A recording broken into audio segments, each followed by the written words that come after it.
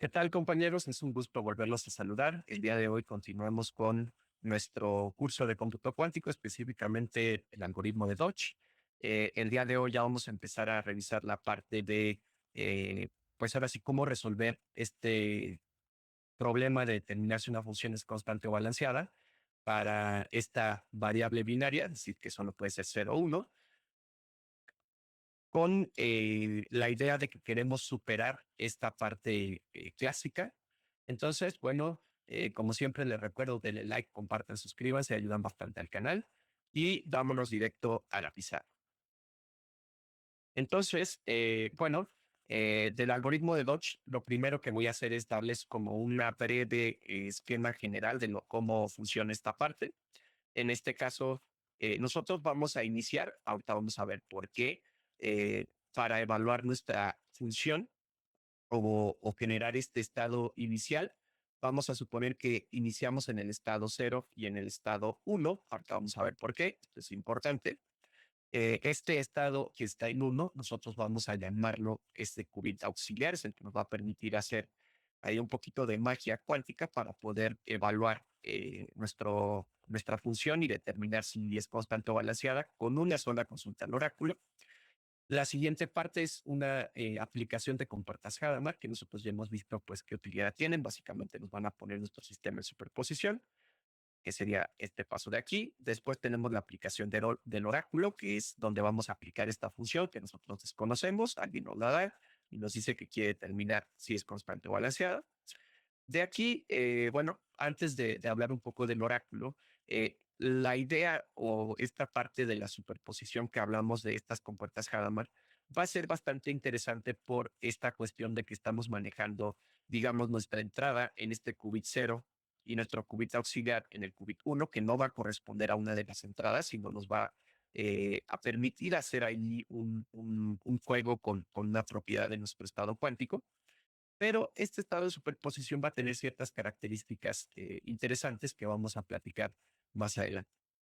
Y de la aplicación del oráculo también tenemos otro concepto importante que se va a presentar, que es este phase kickback, que es básicamente que vamos a hacer que nuestro sistema en la fase va a depender de lo que nosotros metamos o de lo que lo genere este oráculo o esta función f de x, y este phase feedback va a ser la clave básicamente junto con este paso 3, este que tenemos al final, que es de interferencia cuántica, que nos va a permitir determinar en una sola consulta al oráculo si es una función constante o balanceada.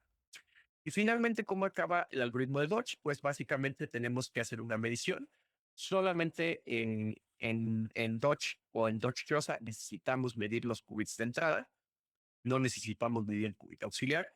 Y de aquí vamos a poder tener, pues básicamente, dos escenarios posibles. Si nos da un cero, que es lo que viene aquí, creo que no se alcanza a ver, este dice resultado cero y aquí dice resultado uno.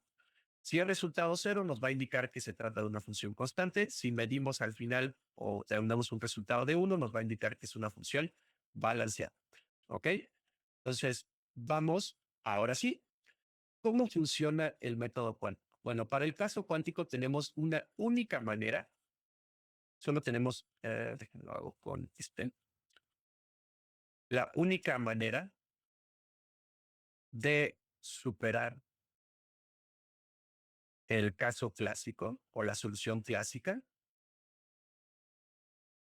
es que, o es más bien, si podemos nosotros determinar si la función es constante o balanceada con una sola consulta al oráculo. Entonces, la única manera de superar el caso clásico sería evaluar una sola vez, ¿ok? Y eso es lo que vamos a buscar hacer con nuestro método. Ahora, la otra cuestión importante y el primer paso que debemos de hacer para poder eh, o poder utilizar estas propiedades de nuestros qubits es transformar la función f en un operador unitario, debido a que por el momento f solamente es una función capaz de utilizar bits y no qubits. ¿Cómo podemos ver esto? Pues suponemos que tenemos una función f que vamos a aplicar, por ejemplo, en un estado en superposición de este estilo, 1 raíz de 2 que multiplica ket 0 más ket 1 y vamos a ponerlo con un corchete.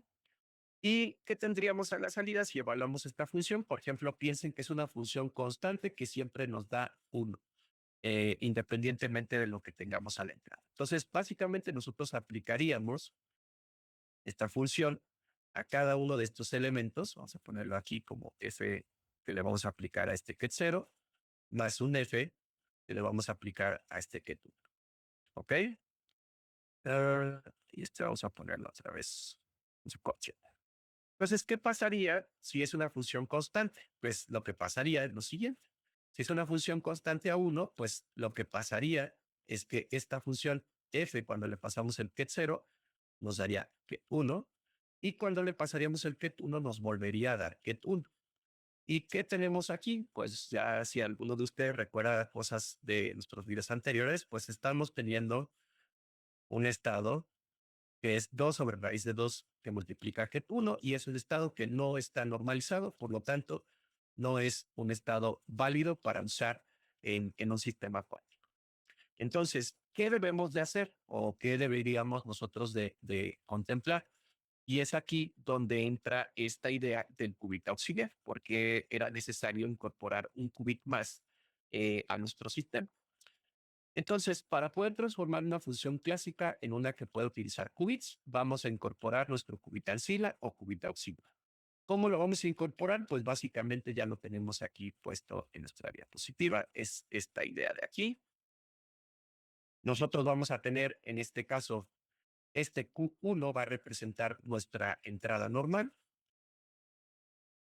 y este Q2 va a ser nuestro qubit auxiliar. Vamos a ponerle qubit auxiliar o ancila.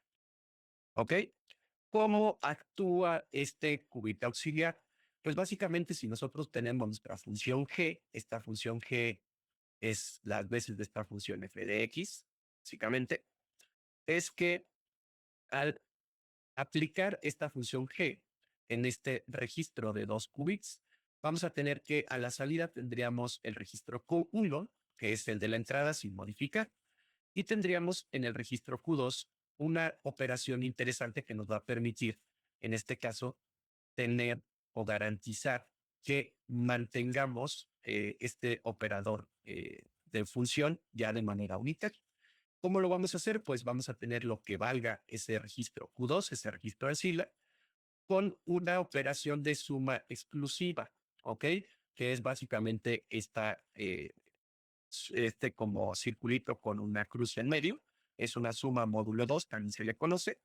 Y tendríamos suma módulo 2 de la evaluación de F con Q. Entonces, ¿qué es lo que tenemos aquí? Básicamente lo que vamos a tener es que vamos a estar evaluando la entrada de lo que pase en Q1 y lo vamos a hacer que, digamos, se sume en esta operación suma módulo 2 con lo que tenemos en el registro auxiliar. Entonces, ¿qué es o cómo se define esta operación suma módulo 2 para los casos que vamos a ver y ustedes queden un poco más tranquilos? Vamos a ponerle suma módulo 2, ¿ok? Los casos que podemos tener con esta suma, pues podemos pensar que este va a ser, vamos a ponerle Q2 y aquí vamos a ponerle la evaluación de F con Q1. ¿Qué casos podemos tener? Pues podemos tener Q2 que vale 0, la función fq1, es decir, evaluar nuestra función con la entrada de q1 puede darnos también 0. ¿Esto qué nos daría? Yo lo pongo acá. Después de nuestra operación, vamos a borrar esta parte de acá que ya no necesitamos para que no nos estorbe. Tendríamos q2 suma módulo 2 de f1. ¿Qué tendríamos aquí? Pues sería 0 suma módulo 0, que es igual a 0. ¿Ok? Hasta ahí todo normal. ¿Qué otro caso podemos tener? Podemos tener 0 y que la evaluación nos dé, de la función nos dé 1. Entonces tendríamos 0, suma módulo 2 con 1 y este es igual a 1. Después tenemos, por ejemplo, que la función o este valor del registro auxiliar vale 1. La función fq1 nos puede dar, en este caso, 0. Entonces tendríamos 1, suma módulo 2 con 0, nos vuelve a dar 1. Y el último caso, que es por lo que se le conoce como suma módulo 2, es que tenemos nuestro Q2 en 1, nuestra evaluación de función igual en 1. Entonces tenemos 1 suma módulo 2 con 1. En este caso, ¿qué nos dice esto? Que cuando sean estas dos entradas iguales, esto se va a volver cero otra vez.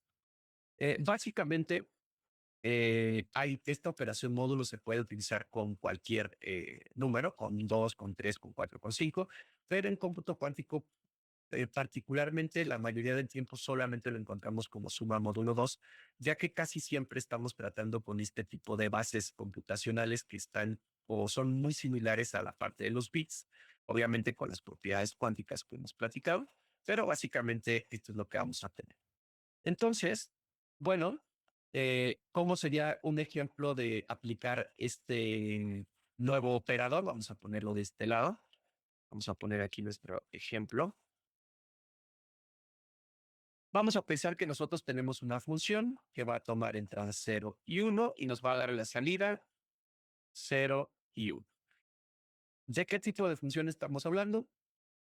Y vamos a asociarlo de esta manera para que quede muy claro. 0 se evalúa a 0 y 1 se evalúa a 1. Entonces estamos hablando de una función balanceada, de una función de tipo identidad, que lo que entra o lo que valga x va a salir a la salida. Entonces, ¿qué es lo que tendríamos nosotros de aplicar este oráculo o esta función G ya como un operador unitario? Pues básicamente vamos a pensar que estamos metiendo un sistema en superposición de este estilo. Vamos a tener 1 sobre raíz de 2 que multiplica, vamos a hacerlo así, a 1, 0 más 0, 1 más que 0, 1. ¿Y qué nos daría? Pues prácticamente lo que tendríamos nosotros sería lo siguiente. Tendríamos 1 sobre raíz de 2. Como son operadores lineales, pues se pueden propagar y van a afectar a cada uno de nuestros estados en superposición. Entonces tendríamos G que se le aplica a 1, 0 más G que se le aplica a 0. ¿Ok? Y ahora, siguiendo las reglas que acabamos de plantear para nuestro cubito auxiliar o cómo se está aplicando nuestra función utilizando este cubito auxiliar, básicamente lo que tendríamos es lo siguiente, y vamos a ponerlo acá arriba para que nos sirva como guía. Si aplicamos G al estado 1, 0, ¿a qué sería equivalente esto? Pues esto sería equivalente a aplicar a G al estado get 1, get 0. Recuerden que podemos juntar nuestro get en un solo por la notación de Dirac o podemos manejarlo separado. Es indiferente, pero lo manejamos separado para poder interpretar bien qué está ocurriendo. Entonces, al aplicar G a esto, que ya es prácticamente esto que tenemos aquí, ya muy similar, tenemos que siguiendo esa definición, volvemos a tener nuestro 1, que este sería 1 y este sería Q2. Este Q1 no cambia, se mantiene igual.